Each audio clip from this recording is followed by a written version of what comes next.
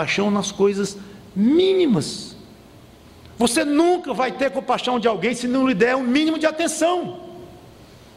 Como eu comentei com relação ao Senhor Jesus Cristo. E muitas vezes o outro não precisaria nem falar.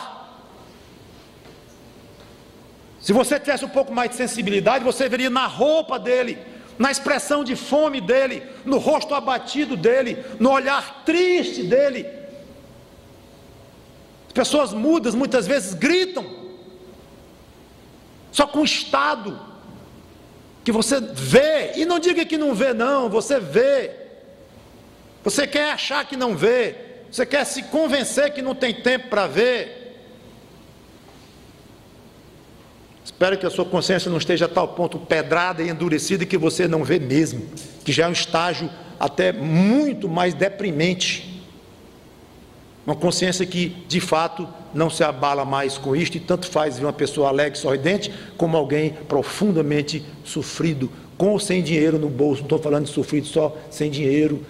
É outra mania que nós temos, de associar muitas vezes sofrimento com, como a gente chama, liseira, ou com doença.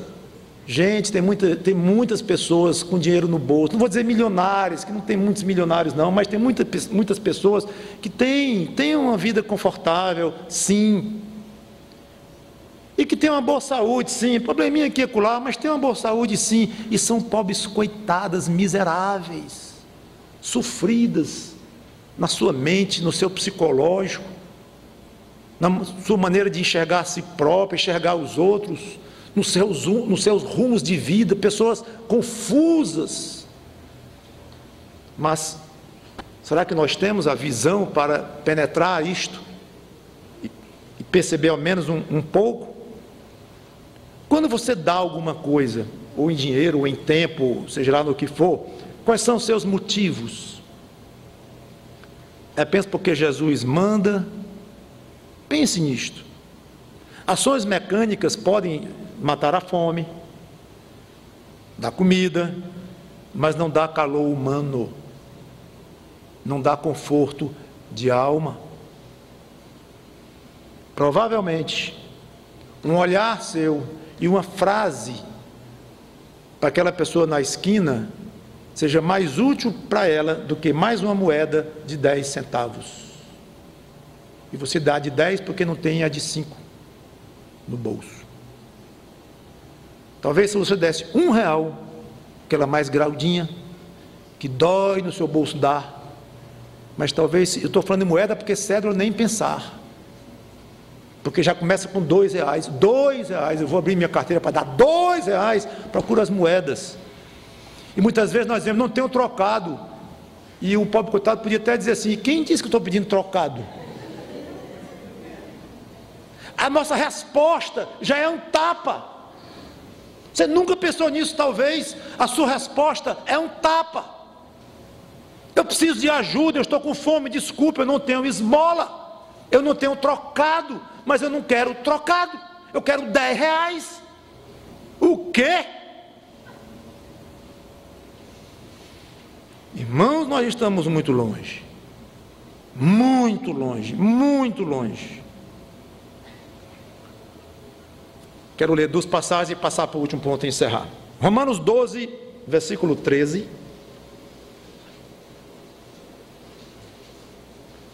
Apóstolo Paulo falando agora, Romanos 12, 13 e 15.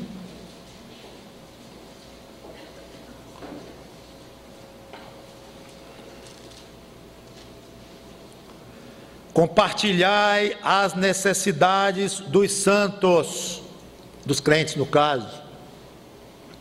Praticai a hospitalidade, abençoai os que vos perseguem, abençoai e não amaldiçoeis, alegrai-vos com os que se alegram e chorai com os que choram. Mostre misericórdia. Chorar não custa dinheiro, já que você é tão agarrado, se é que é. Hebreus 13 e 3.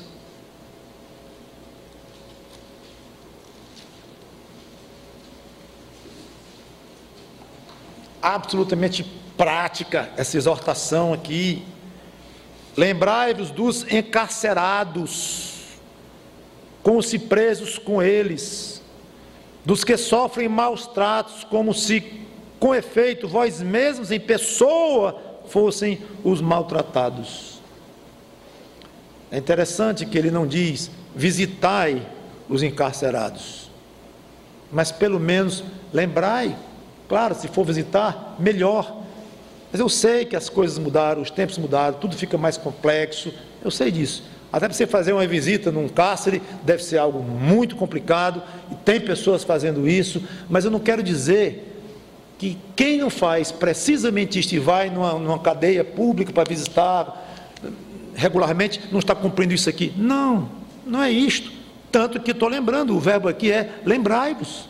Mas se lembre, pelo menos, ore por eles, procure de alguma forma ajudá-los. E quando fala encarcerado aqui, inclui pessoas necessitadas de uma maneira geral. Muitas vezes a Bíblia usa um termo, mas aquele termo representa outros. Então, na minha maneira de ver, esse encarcerado aqui representa o doente, o hospitalizado, o que está no asilo de anciãos, pessoas que estão necessitadas. Lembre-se deles, lembre, e de alguma forma, faça alguma coisa. Teve uma passagem que diz que Jesus ficou profundamente compadecido. Esta é uma expressão que você conhece de ouvir falar? Pastor, não é novidade não. Essa expressão aqui, profundamente compadecido, eu já li várias vezes no Evangelho, vi outras passagens, li uma novela inclusive que chorei, que a pessoa disse que estava profundamente compadecida. Esqueça. Você conhece o que significa esta expressão?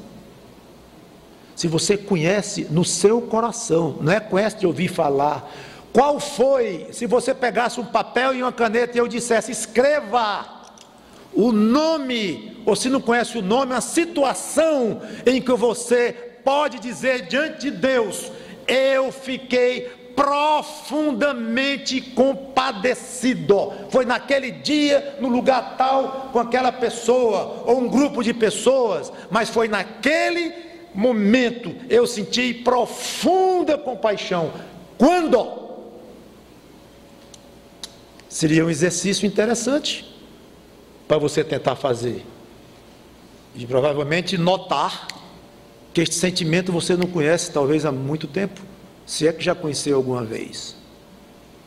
Por fim, meus irmãos, quero perguntar sobre você, quanto à compaixão pelas almas aflitas e exaustas. Agora o aspecto espiritual, não agora o preso somente, não o que está faminto, não o que está doente no hospital, mas o que está perdido, sem Cristo.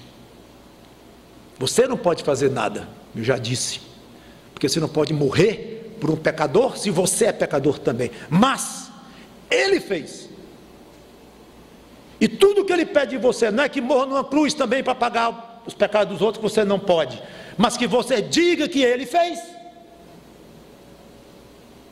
Mas Ele tem uma condição, que você diga com compaixão. Você pode falar de evangelismo do Evangelho, pelo prazer de falar de Jesus. O crente gosta de falar de Jesus Cristo. Aliás, muitas pessoas reclamam, né? Só falam disso, não tem outro assunto e tal, porque a gente gosta de falar de Jesus. Então, você pode pregar o Evangelho para alguém 3 horas seguidas, porque são 3 horas falando de alguém que você gosta muito, é louco por ele, Jesus Cristo, ótimo, mas só isto. Você pode pregar o Evangelho pela obrigação de pregar, ide por todo o mundo e pregar o Evangelho a toda criatura, obrigação básica do cristão, pregar o Evangelho. Lá vou pregar o Evangelho, eu sou mandado a fazer isso.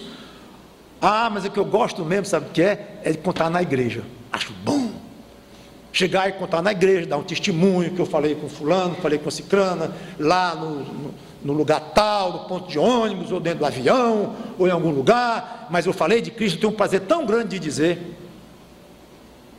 Não, mas o que eu gosto mesmo é de exercitar os meus conhecimentos bíblicos, acho bom, e de uma passagem para outra, eu decoro em casa a sequência de passagens lá em Romanos e tal, e eu acho um espetáculo isso. Gente, tudo isso é coisa boa.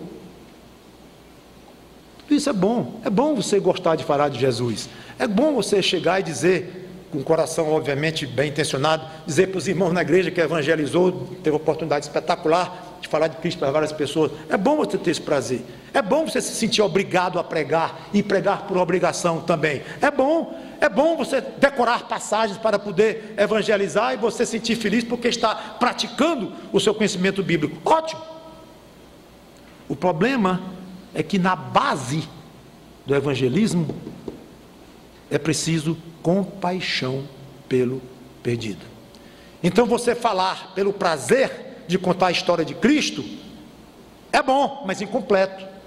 Pelo prazer de mostrar conhecimento bíblico é bom, mas incompleto.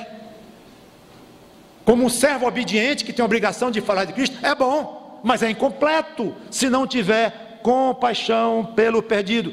Jesus não morreu apenas para mostrar ao Pai que era um filho obediente. Pastor, tu está sabendo o que está dizendo? Estou. Quer dizer que Jesus não morreu para mostrar, não tinha nada a ver a morte de Cristo com a obediência dele ao Pai? Eu não disse que não tinha nada a ver, tem muito a ver, e ele falou muito da obediência dele ao Pai. O que eu estou